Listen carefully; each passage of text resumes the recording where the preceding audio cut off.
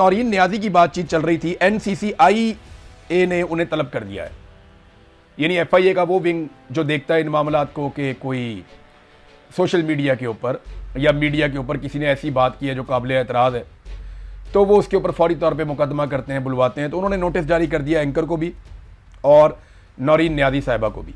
तो इनका तो मौक़िफ़ होगा बड़ा सादा। देखिए, अब जो चीज़ें सामने आ रही हैं या जो करीबी सोर्सेज है जो क्लेम कर रहे हैं, मेरी उनसे बात नहीं हुई अभी तक नौरीन नियाज़ी साहिबा से, उम्मीद है एक आधे दिन में मेरी उनसे बात हो जाएगी तो मैं उनसे पूछ पाऊँगा कि एक्चुअली हुआ क्या था।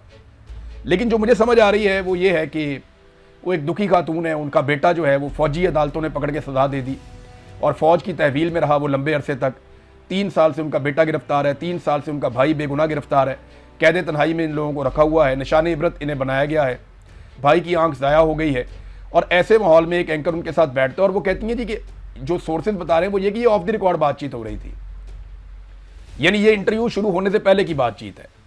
और इसमें उन्होंने कुछ ऐसे जुमले बोले जो एक दुखी औरत बोल सकती है, जिसका दिल दुखा हुआ हो, जिसको तकलीफ हुई हो, वो तो बदमाएं भी देता है जोड़ियां उठा के।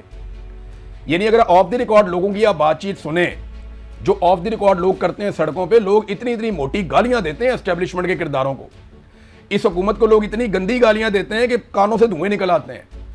जो बदवाएं लोग देते हैं मौजूदा मिलिट्री एस्टेब्लिशमेंट के जर्नैलों को, कानों से धुएं निकल आते हैं। ऐसी बदवाएं और ऐसी गालियां लोग देते हैं, तो वो ऑन एयर नहीं जाती ना, इसलिए किसी के ऊपर मुकदमा नहीं होता। लोग ऑफ द रिकॉर्ड बैठते हैं, चार दीवारी के अंदर बैठते हैं, बाहर किसी पार्क में बैठते हैं, कोई सड़क पे मिल जाता है तो लोग झोलियां उठा के बदवाएं कर रहे होते हैं। जो लोगों ने हरमैन शरीफैन के अंदर बदवाएं की हैं ना, इन लोगों के लिए, पाकिस्तान के मौजूदा रजीम के लिए, चाहे उसमें मिलिट्री एस्टेब्लिशमेंट के जर्नैल हैं, चाहे उसके अंदर कोई सियासतदान है, चाहे वो जालिमों की सहूलत करने वाले सहूलतकार हैं, तो लोगों ने जो खाना काबा और मस्जिद नबी में बददुआएं दी हैं ना, वो अगर आप ऑन एयर कर दें तो इनके कानों से धुआं निकल आएगा। ये डर जाएंगे कि लोग इनके बारे में क्या सोचते हैं। मैंने तो अपने कानों से सुना है, मैंने तो खुद देखा है। मैं 2 मरतबा गया हूँ हरम में और मैंने वहाँ सुना लोग कैसे इनके लिए बददुआ करते हैं और कैसे इमरान खान के लिए इस वक्त दुआएं मांग रहे हैं लोग। तो ये चीज़ें ऑन एयर नहीं जाती, जो ऑफ द रिकॉर्ड चीज़ें होती हैं वो ऑफ द रिकॉर्ड ही रहती हैं।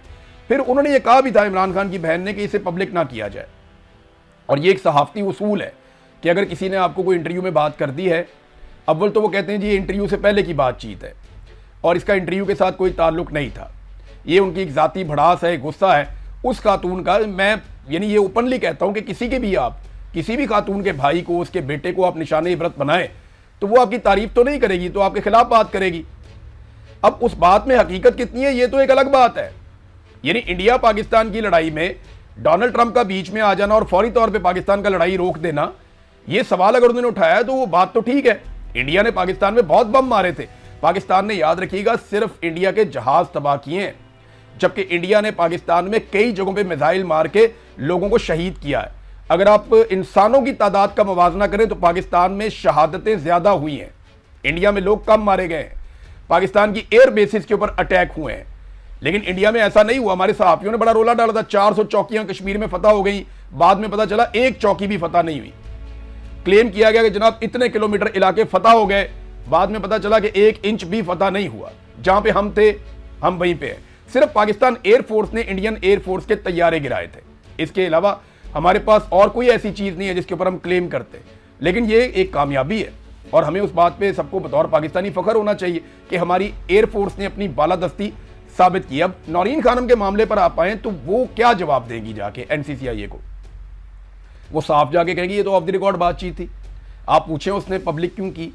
3 महीने पहले की ये बातचीत है और 3 महीने बाद वो एक क्लिप निकाल के जो बिल्कुल ऑफ द रिकॉर्ड था, जिसके बारे में मैंने मना भी कर दिया था एंकर को कि इसको पब्लिक नहीं करना, तो उसी क्लिप को निकाल कर क्यों दिया गया?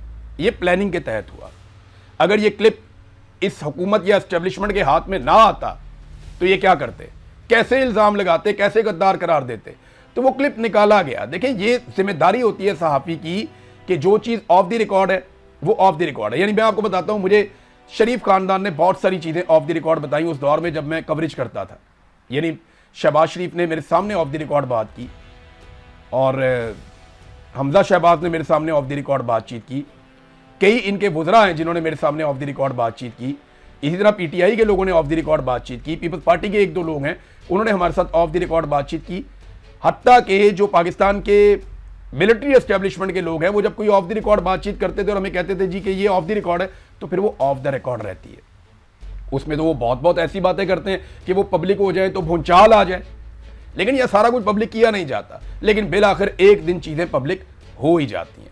अब जनाब नौरीन खानम को बुलाएंगे तो वो क्या कहेंगी, वो ये कहेंगी जी ऑफ द रिकॉर्ड था, और वो ये कहेंगी मैंने मना किया था ऑन एयर नहीं करना। तो फिर क्या करेंगे? किसी शख्स की सोच के ऊपर तो आप पैरा नहीं बिठा सकते ना। अगर एक आदमी अपने आप में ये समझता है कि ये चीज़ ऐसे नहीं ऐसे हुई है, तो इस पे कौन सा मुकदमा बनता है? यानी इस पे क्या मुकदमा आप कर सकते हैं? वो प्रैक्टिकली तो कुछ नहीं कर रहा, और जो स्टेटमेंट है वो ये कह रहे हैं कि जनाब मैंने कहा था कि इसको पब्लिक नहीं करना, ये मेरी अपनी जाती राय हो सकती है। तो ये एक अजीबोगरीब किस्म की पाकिस्तान में कहानी चल पड़ी है कि सबको गद्दार बनाओ, बंगालियों को गद्दार बनाओ, पंजाबियों को गद्दार बनाओ, महाजरों को गद्दार बनाओ, कबायलियों को गद्दार बनाओ, बलोचियों को गद्दार बनाओ, कश्मीरियों को गद्दार बनाओ, ओवरसीज पाकिस्तानियों को गद्दार बनाओ, और सहाफ़ियों को भी गद्दार बना दो। अरशद शरीफ को गद्दार बनाया, फिर शहीद कर दिया। आज वो सबसे बड़ा मुहिब्बे वतन है। पाकिस्तानी सबसे ज़्यादा प्यार जिन लोगों से करते हैं उनमें एक कौन है? अरशद शरीफ है। उसको तो आप गद्दार कहते थे, आसमा जहांगीर को आप गद्दार कहते थे, अहमद मीर को आप गद्दार कहते थे, आप इमरान रियाज को आज गद्दार कहते हैं, आप साबिर शाकिर को गद्दार कहते हैं, आप मुईद पीरजादा को गद्दार कहते हैं, आप वजाद सईद को गद्दार कहते हैं। पाकिस्तान में कितने हमारे जर्नलिस्ट हैं जिनमें समी इब्राहिम साहब हैं, उन्हें आप गद्दार कहते हैं, और यह मकबूल जान को आप गद्दार कहते हैं। आप गद्दार कहते हैं सिद्दीक जान को, क्यों? वो गद्दार है। आप सबको गद्दार कहते हैं। सुराब बरकत आपकी नज़र में गद्दार है, आपकी नज़र में अहमद फरहाद भी गद्दार है।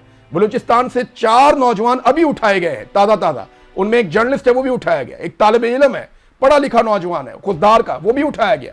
हब से उसे उठा लिया सिक्योरिटी फोर्सेज ने, वो बंदा लापता हो गया। 4 नौजवान अब गायब हो गए दोबारा जब मैं आपको रिपोर्ट कर रहा हूं। तो क्या सारे ही गद्दार है? पूरा पाकिस्तान ही गद्दार है? और सिर्फ मुहिब्बे वतन वो है जो वही बात करता जाए जो पाकिस्तान की मिलिट्री एस्टेब्लिशमेंट कह रही है या कहलवाना चाहती है? तो ऐसे नहीं होगा, ऐसे मुल्क चलता भी नहीं है। नाज़रीन, मैं आपको एक चीज और दिखाता हूं, ये जरा आप देखिए। ये खैबर पख्तूनख्वा में एक चैंपियंस लीग हो रही है, इसका नाम है खैबर पख्तूनख्वा चैंपियंस लीग। अब इसको स्पॉन्सर तो खैबर पख्तूनख्वा की हुकूमत करेगी ना, क्योंकि खैबर पख्तूनख्वा का ये अपना एक इवेंट है। तो खैबर पख्तूनख्वा की जो चैंपियंस लीग है, ये इसका इश्तिहार छपा हुआ है, ये देखें आप, बिल बोर्ड, ये बहुत बड़ा बोर्ड लगा हुआ है। बीच में सुहेल अफरीदी है, सुहेल अफरीदी के साथ फैसल करीम कुंडी है जो गवर्नर है, ये वजीर आला और गवर्नर दोनों लग गए बीच में। एक तरफ शाहिद अफरीदी है, यूनुस खान है, 2 गुलूकार हैं। पाकिस्तान में क्रिकेट का जो अब तक का सबसे बड़ा लेजेंड है ना, वो इमरान खान है। पाकिस्तान ओडीआई क्रिकेट में जो एक ही वर्ल्ड कप जीता है ना, वो इमरान खान लेकर आया था, और निस्बतन कमजोर टीम के साथ लेकर आया था। उस वक्त बहुत ताकतवर टीमें मौजूद थी। पाकिस्तान की टीम इमरान खान के दौर में जितनी ताकतवर थी उससे बहुत ज्यादा ताकतवर उसके बाद बार बार हुई, लेकिन कैप्टन नहीं था उस नौइयत का, तो पाकिस्तान दोबारा वर्ल्ड कप नहीं जीता। आज जितने खिलाड़ी हैं सब मानते हैं कि इमरान खान एक लेजेंड था और लेजेंड है। आलमी सतह पे इमरान खान को तस्लीम किया जाता है। उसने क्रिकेट में बहुत सारी चीजें तब्दील कर दी। इमरान खान ने क्रिकेट में सोचने का तरीका तब्दील कर दिया।